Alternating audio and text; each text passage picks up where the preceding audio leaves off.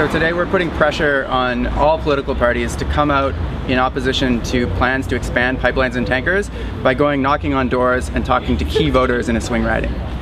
Right. These projects put our coast at risk. Both of these projects mean massive tar sands expansion, so we don't think it's acceptable that they're not saying whether they support them or oppose them. And so today we're urging all political parties to come out in opposition to any plans that would bring tar sands oil through our watersheds. Amazing numbers of committed volunteers, and we think that those face-to-face conversations that you have person to person, British Columbian to British Columbian, are really where the change is going to happen. We'll go over everything that's in it. Yeah.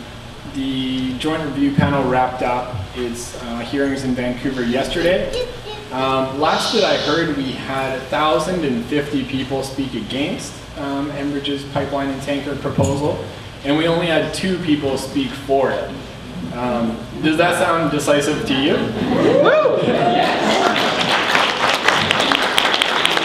We're waiting on our government to stand up for our coast, our rivers, our salmon, our coastal industry, and for British Columbians and our culture and our values.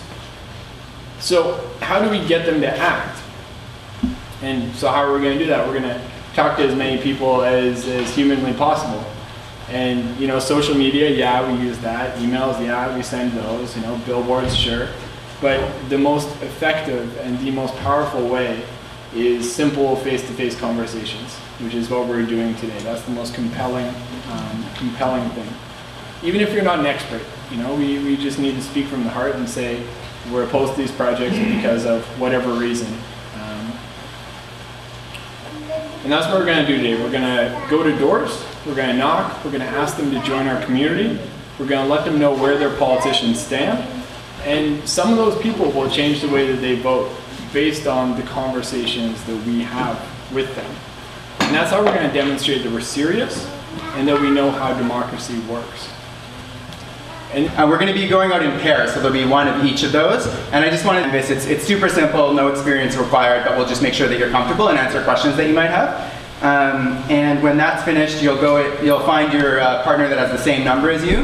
And on the map, knock on all the doors in your turf. And it should take a couple hours roughly. Some will be longer, some will be shorter. And then when you're finished, we're all gonna, when we're done, head to the office of the MLA for this riding. It's Margaret. We're all gonna head to Steamworks Pub in Gastown, and we'll have a little celebration to celebrate an awesome day, successful canvassing. When you hand your clipboard in, we'll have the address there, so we can give it to them. Trying to, you know, ring off different facts. So telling your own story as to why you oppose these.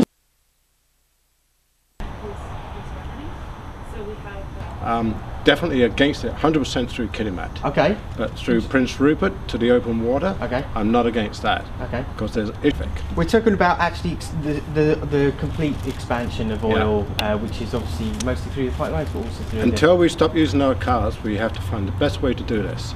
We've got 25. If we increase the volume, yeah, and increase the number of pipelines, yeah, there has to be an increase in risk. Right. There's no way around that. Do you not think the risk?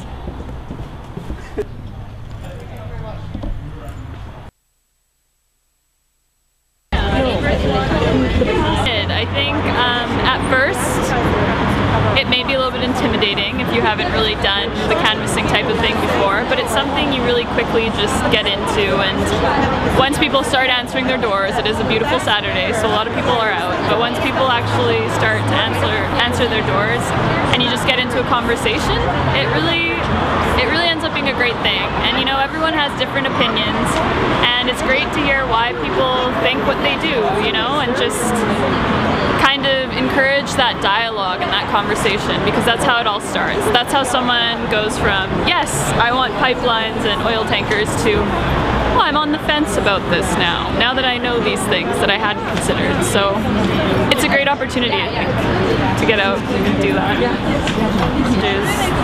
The more that people will be forced to sort of see things from a different perspective, and perspective is everything, and you're not going to change someone's mind entirely, but like we said, like you might take them from a place of being polarized to a place of being, well, I didn't think about that, and now I'm a little unsure, and now I'm going to look into that a little bit more and have more of these conversations. So I think it happens in small steps like that. You don't change it.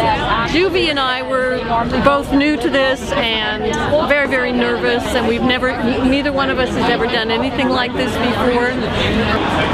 As a dogwood canvasser, it was really an amazing time. I met a very nice guy, and we worked together, and I was very surprised at how positive the response was of the people that we talked to.